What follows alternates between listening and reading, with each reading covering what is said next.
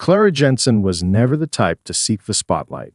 She joined the police academy straight out of college, driven by a quiet sense of justice and an unshakable belief in doing what was right. Over the years, she built a name for herself, not through flashy arrests or big speeches, but through relentless hard work, calm decision-making, and a long list of solved cases.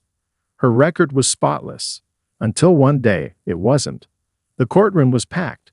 Reporters filled the benches, their camera flashes bouncing off the marble walls. People who had once admired Clara now whispered and stared. She sat alone at the defense table in her Navy uniform, her badge removed. Her face was unreadable, her hands folded neatly in front of her. The charges were serious, tampering with evidence in a case that had captured national attention. According to the prosecution, Clara had removed key files that protected a powerful figure from exposure. The defense claimed the files were lost in a clerical error, that Clara was being framed, and that the real story had yet to be uncovered. But the jury wasn't convinced. In a unanimous decision, they found her guilty. When the judge announced her sentence, death, the room fell silent. Clara didn't speak, not when the verdict was read, not when the sentence was handed down. Her lawyer placed a comforting hand on her shoulder, but she didn't react. She simply stood as the officers escorted her out, her eyes forward, her face calm. If she was afraid, she didn't show it. Outside the courthouse, her German shepherd, Rex, waited patiently. He had been her canine partner for years. More than a working dog, he was her companion, her shadow, her silent protector. When she had been taken into custody weeks earlier, he was left in the care of a friend. But somehow, he always found his way back to the courthouse. On this day, as the sun dipped behind gray clouds, Rex sat on the front steps, alert and unmoving. He watched every door, every person, as if waiting for Clara to emerge and tell him everything would be okay. But she never came. Passers-by stopped to stare. A few recognized the dog from news clips and social media. Someone snapped a photo. Within an hour, it was everywhere. The dog who still waits. That was the caption. No one could have guessed what Rex would do next. The morning after Clara's sentencing, Rex was still there, sitting at the edge of the courthouse steps, facing the doors as if they might open at any moment. His leash dragged behind him. His ears perked up every time a car passed or a door clicked open, but no one came for him. Not Clara, not the handler who was supposed to pick him up. City workers tried to shoo him away, but Rex wouldn't budge. Animal control was called, but when they arrived, the officer recognized him immediately. "That's Clara Jensen's dog," she whispered, almost respectfully. And just like that, no one had the heart to force him to leave. Instead, people began to notice him. At first, it was just court employees and a few passersby. Then it was reporters. They snapped photos of him in the rain, sitting there with water dripping from his thick fur, eyes still fixed on the doors. Someone left an old blanket for him. Another brought a bowl of water. By the end of the day, a crowd had gathered across the street, quietly watching this dog who refused to give up. Social media lit up with the images. He waits. Still loyal. Maybe he knows something we don't. One post was shared over 1 million times in less than 24 hours. News crews returned, not just to cover Clara's conviction, but to film the dog. A local anchor even knelt beside Rex during a live segment, her voice catching as she explained how he hadn't left his post in nearly 36 hours. Children drew pictures of him. Animal shelters posted about loyalty. Hashtags like #JusticeForClara and #RexTheWitness began trending. People who had once been quick to label Clara guilty were now second-guessing their judgment. If the dog still believes in her, one tweet read, "Maybe we should too." Meanwhile, Rex remained still. He didn't bark. He didn't whine. But every time the courthouse door creaked open, he would lift his head with hope, only to lower it again when the face wasn't hers. By the end of the week, something strange began to happen. Rex stopped waiting by the courthouse. Instead, he began moving, methodically, as if he had a destination. But wherever he was going, he wasn't wandering aimlessly. He was following something. And soon, the world would be following him. On the 8th day after Clara's sentencing, Rex vanished. The courthouse steps were empty that morning. No fur, no leash, no silent figure staring at the doors. People who had grown used to seeing him every day paused in confusion. Some assumed animal control had finally taken him. Others feared he had given up. But the truth was far stranger. Security footage from a nearby building later revealed Rex slipping away in the early hours before dawn. No leash, no collar, just his sharp eyes and purposeful stride.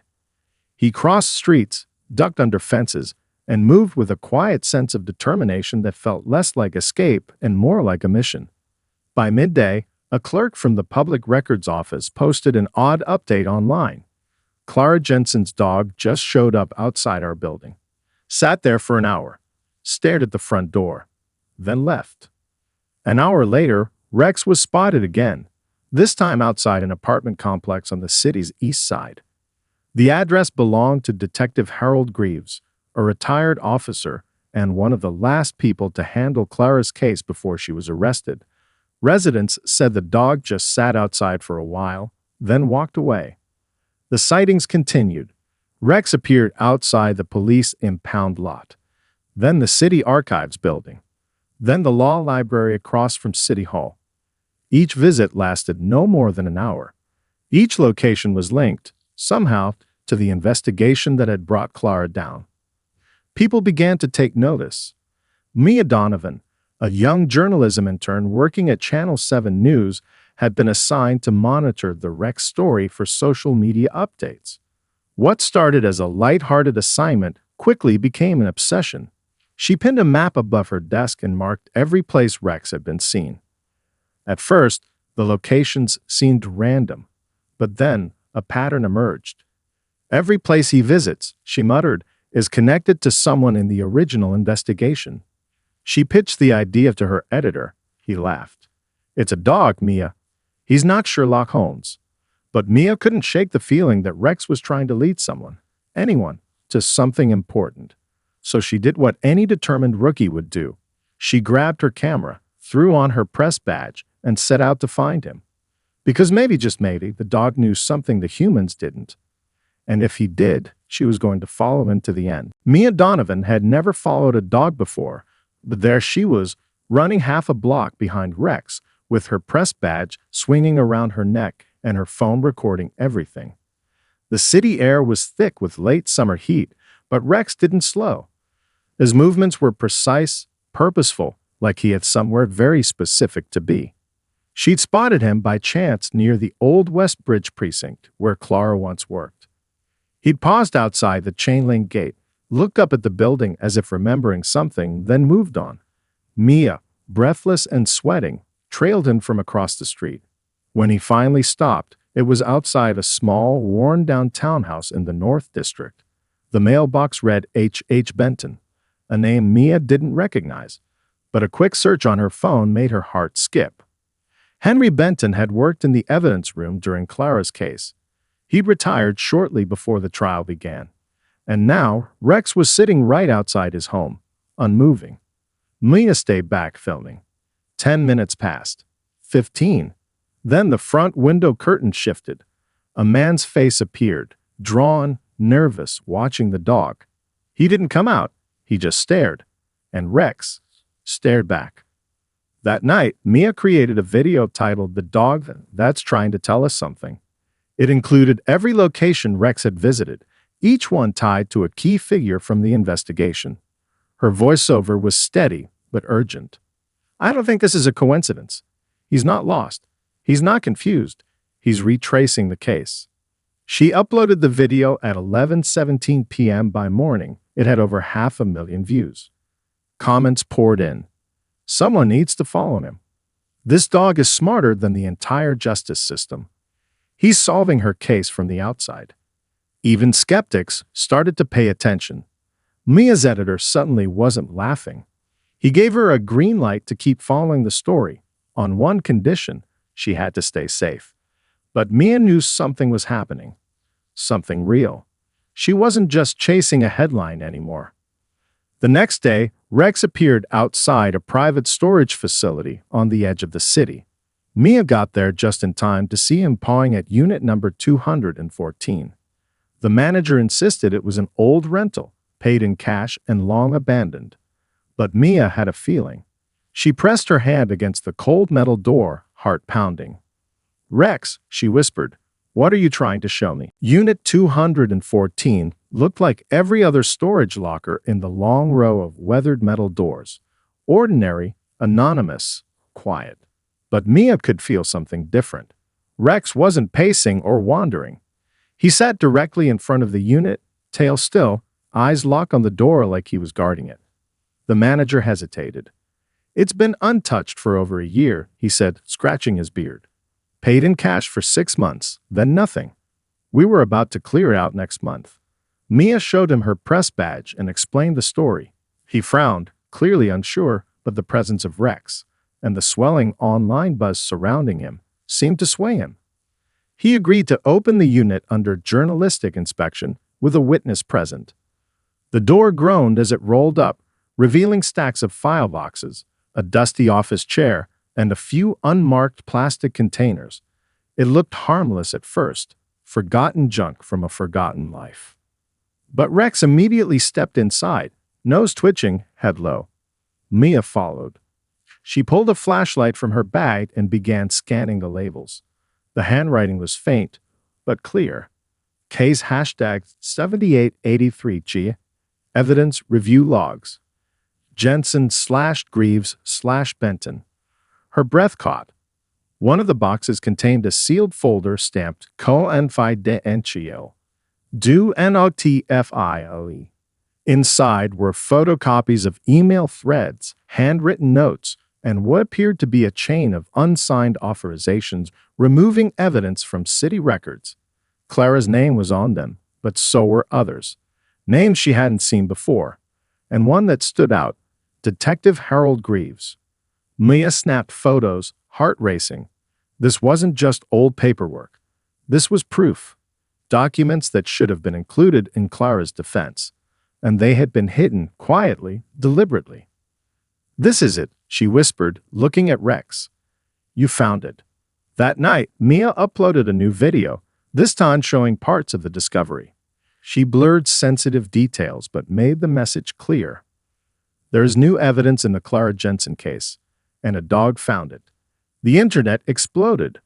Within hours, legal experts, journalists, and former detectives began weighing in. Clara's original defense team contacted Mia and requested copies. A petition demanding a full reinvestigation hit 100,000 signatures by morning. But most incredible of all, someone tried to break into the storage unit later that night. The manager caught it on security cameras, a man in a hoodie looking directly into the lens before running off. Mia knew this wasn't over. Rex had found the truth. Now they had to protect it. The next morning, Clara Jensen's case was all over national news. What began as a viral story about a loyal dog had turned into something much bigger, a legal and political firestorm. Reporters camped outside the courthouse, demanding statements. Protesters gathered with signs reading, "Let her speak," and "Dogs don't lie." But while the public rallied, time was slipping away. Clara's execution date had been set weeks earlier. It was now just 3 days away. Her lawyers, armed with Mia's photos and testimony, filed an emergency motion for review. They presented the judge with the documents Rex had led them to. Records that had never been entered into evidence, messages suggesting internal corruption, and names of key officers whose testimonies were now in question. The judge agreed to an emergency hearing, but warned them. "This is not a ritual. This is a race against the clock. You have 48 hours to present everything." Mia worked day and night alongside the legal team. She retraced Rex's path, interviewed retired officers, and uncovered more inconsistencies in the original case files. She slept in her car outside the courthouse, with Rex curled up in the back seat. He never left her side. Everywhere they went, people recognized him. Strangers offered hugs. Police officers nodded in respect. Even a former juror who had voted to convict Clara sent in a public statement, admitting he now believed a mistake had been made. Meanwhile, the man who had tried to break into the storage unit had yet to be identified, but his presence sparked fear. If someone was willing to silence the truth once, what might they do now that it had been uncovered? The courtroom was silent on the morning of the hearing. Clara was brought in, thinner than before but still composed. When she saw Mia sitting in the front row with Rex at her feet, she smiled for the first time in months. The defense presented their findings. They spoke calmly, clearly, and showed the timeline Rex had followed. At the end, they played a short video. Rex sitting outside each location, unmoving, unshaken, as if delivering a silent testimony on her behalf. When the judge called for a recess, the room held its breath. If the stay of execution wasn't granted today, Clara would be gone before the weekend. Rex stood at the door, watching as the judge left the bench. He didn't bark, but somehow everyone in the room could feel it. He knew the answer was coming. The courthouse hallway was thick with silence. Journalists stood motionless, phones in hand, waiting for an alert, a verdict, anything. Mia sat on the edge of a bench, legs bouncing nervously. Rex lay at her feet, his head resting on his paws, his eyes open and alert. Inside the chamber, the judge was reviewing every line, every timestamp, every detail the defense had presented. The folder of evidence pulled from storage sat beside him, unfiled but powerful. Even the prosecution, once firm in its position, had been shaken. Their lead attorney had asked for a recess earlier, seemingly caught off guard by the breadth of the documents. At exactly 2:14 p.m., the courtroom doors opened. Everyone rose. Judge Mallory returned to the bench, face unreadable. He glanced around the room, then began to speak, his voice low but firm. After reviewing the newly presented materials, he said, "It is the opinion of this court that substantial doubt has been cast on the integrity of the original investigation." The room shifted. Gasps echoed. Mia squeezed the arms of her chair.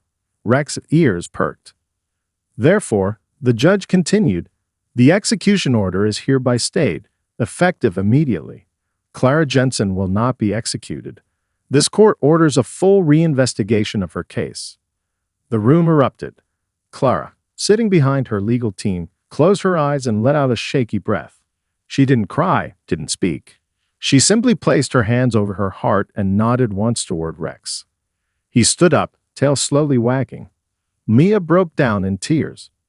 Outside the courthouse, the news spread like wildfire. Crowds cheered. Strangers hugged. Reporters scrambled to update their feeds. And in the center of it all, the hero everyone wanted to see wasn't a politician or a lawyer. It was a dog. Rex didn't bask in the spotlight. He didn't jump or bark. He simply walked alongside Clara as she was led out of the building, not in handcuffs, but as a woman finally seen again as a person, not just a case number. People called it a miracle. They called Rex a genius, a symbol of justice, a living legend. But Mia knew better. He wasn't magic. He was just loyal. Loyal enough to remember. Loyal enough to return. Loyal enough to lead the world back to the truth.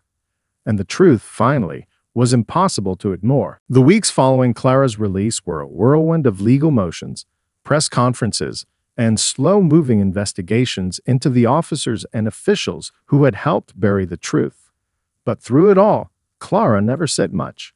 She let her lawyers speak. She let the facts come to light. And she stayed close to the one companion who had never abandoned her, Rex. They didn't return to her old apartment. Too many memories, too many cameras outside.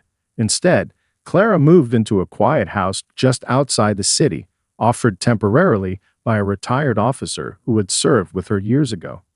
The property had a wide yard, tall fences, and most importantly, peace. Rex settled in immediately. Each morning, Clara sat on the porch with a cup of coffee while Rex lay beside her, eyes half closed but alert. Birds chirped. Wind rustled the trees. After months of prison walls and courtroom echoes, the silence felt like healing. Mia visited often. She and Clara formed a bond forged in tension and truth. What began as a news story had turned into something much more personal for both of them. Mia continued to document everything, not for clicks or likes, but to make sure no one forgot. The justice system, pressured by public outcry and media scrutiny, opened a full investigation into the original trial. Detective Greaves was brought in for questioning. Henry Benton, the man who had locked those files away, eventually came forward and admitted he had been told to keep quiet for the sake of the department. As the case unraveled, one truth stood above the rest. If it hadn't been for a dog, Clara Jensen would be gone. The mayor publicly acknowledged Rex with a ceremony on the courthouse lawn. A custom-made medal was hung around his neck. Children waved signs that read, "Rex the Rescuer, and every hero has 4 paws." But Clara didn't attend the ceremony. She stayed home that day with Rex on the porch, away from the crowds, away from the noise. She looked down at him and smiled. "You saved me," she said softly, scratching behind his ears. "You really did." Rex let out a low, contented sigh. And in that quiet moment, far from the headlines, no one needed words. Not anymore. Because some bonds don't need explaining. Some loyalty defies reason. And some heroes don't wear uniforms. They simply never leave your side.